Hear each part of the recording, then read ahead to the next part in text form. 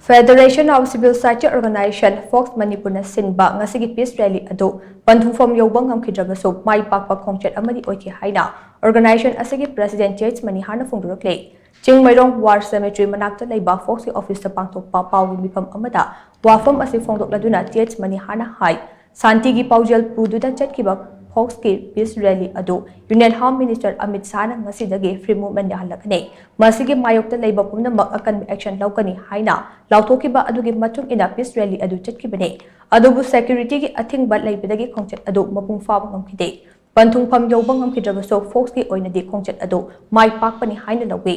masida maithiribade central government Manipuri governor amadi security ki makok thongba officers sane central government ki double standard aiba khudak ki warep lauraga thabak to onthokpa ngamdaba ase matungdadi tawbiganu haina mahana phongdokhe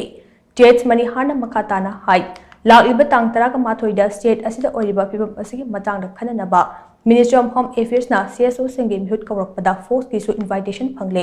adubu hairiba mifam aduda FOCS ki oinadi saruk yararoi Government of India na tungkoina chatnagadaba fidep amagi makhada warep lauraba matungda kawrakpa oirabadi FOCS na saruk yakani lamdam asigi miyamna kawraidabadi haujik land loidre Manipur ki governor na mamang tha February 10 dagi lona yadaba mongda pairiba khulai sing thingalaknabagi appeal tawkhiba aduda ngarang fawbada khulngakpa singna pairamba khulai lising mari rom thingatkre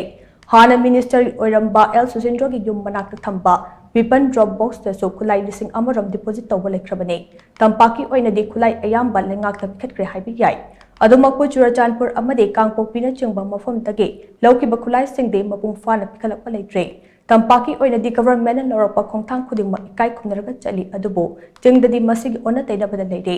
tampakta khulai leitre haiduna matam ama hekta da kuki khulai paiba singna landarakpa yabagi oithokpa lei fibam asida aikoina central force thasaba thamba yadri baram aduna aikoigi khulngakpa sing mathongna handada leijaba thang ten pairaga khulngakpa mathau tari haina Manihar na makha tana phongdokhi Marot lengakna akhoi da wari saji haibir pataragadi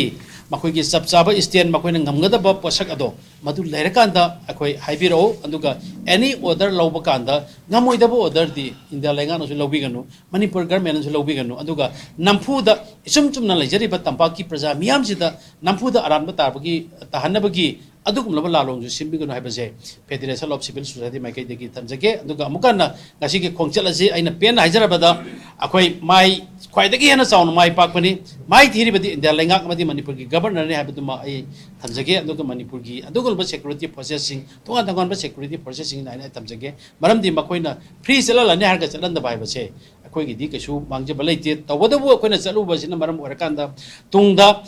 freely chaluba kanda mathwai thagadaba sokadaba pangada mayamgi punsidi kanba ngamani haibagi wakhalondo madudane akoina dijarise aduna mayam ningba kaibiganu duga akoigi demand di chapmana ba demand to winase ngasi barul engana makoina nganga ki ngang ba saktana tawning ba toriba dugum lawling ba resolution lawriba se tung koigada ba resolution lawbi haibase akoigi voice winase wakham tamje